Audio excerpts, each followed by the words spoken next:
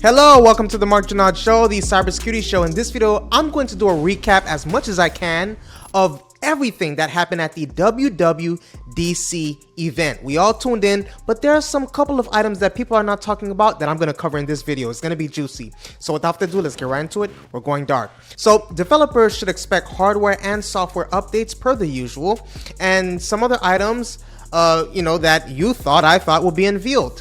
So now let's get into the nook and crannies of it, right? So Spotlight Search gets better at natural language queries in iOS 18. So Apple is making it easier for people to discover the content inside their apps using natural language or semantic queries, right? Already Spotlight has been able to search for content in developers' apps, but it would only return results when search terms matched exactly. So with this year's edition of semantic search capabilities, people will be able to search for content in apps using search terms that are just similar in meaning.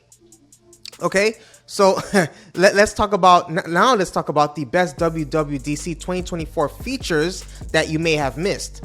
So we all know that, people are now using developer betas and exploring the sessions at the event. So more features that were not announced on stage are surfacing, right? So you're going to want to remember that only certain devices will be compatible with iOS 18 when it's released later in fall.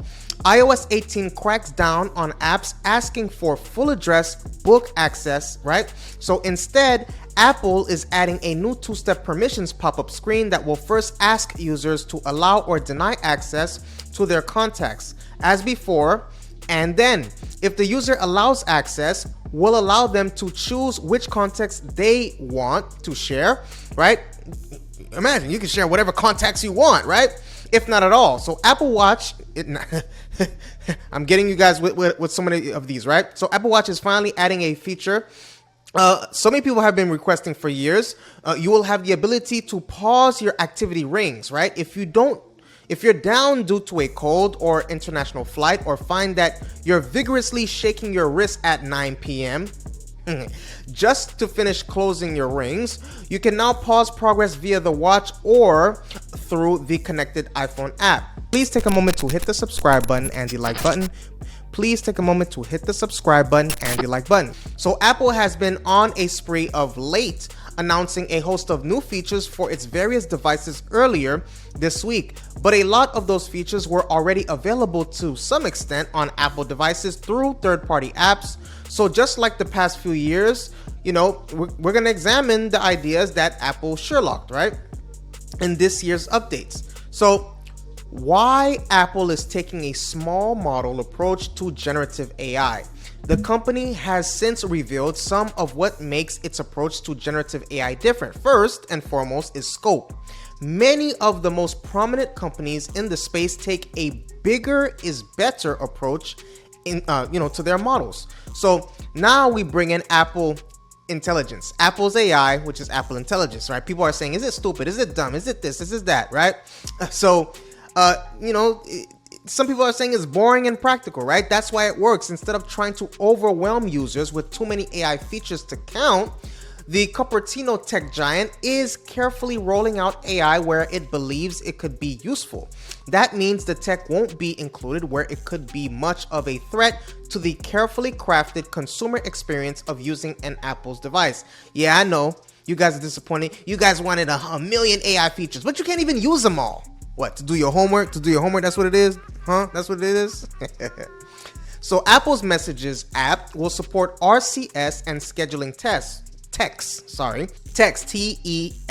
So Apple delivered two of the biggest features, iMessage and its Messages app, that consumers were wanting for a long time: the ability to schedule messages to send at a later date and time, and support for RCS, the next gen messaging standard and replacement for SMS that will make texting with Android folks much less painful, is the end of the green bubbles. Yeah, you broke Androids. Yeah, happy about that, huh? You brokies out there, Apple City. Just kidding. So more App Store improvements. So Apple is giving developers more tools to increase their app revenues and promote their apps with win-back offers and the release of new Commerce API. Now let's get into iOS 18 compatible devices. So among the highlights of the new operating system version are a set of customization options, such as being able to arrange apps and widgets on the home screen and customize buttons. Other features include new text effects, the ability to lock and hide apps, new ways to manage your mailbox, the introduction of iMessages over satellite, right? Which is a significant redesign of the Photos app, and more. You have to see if your device is compatible, right? You know what I'm saying? Ooh, you know, them Android people, they so jealous. You so jealous. Android people so jealous. What's your WWDC event, Android users? Just kidding. So all the Apple Intelligence news, right? There was a lot, you know, it just was. So Apple's AI push was at the heart of the WWDC 2024.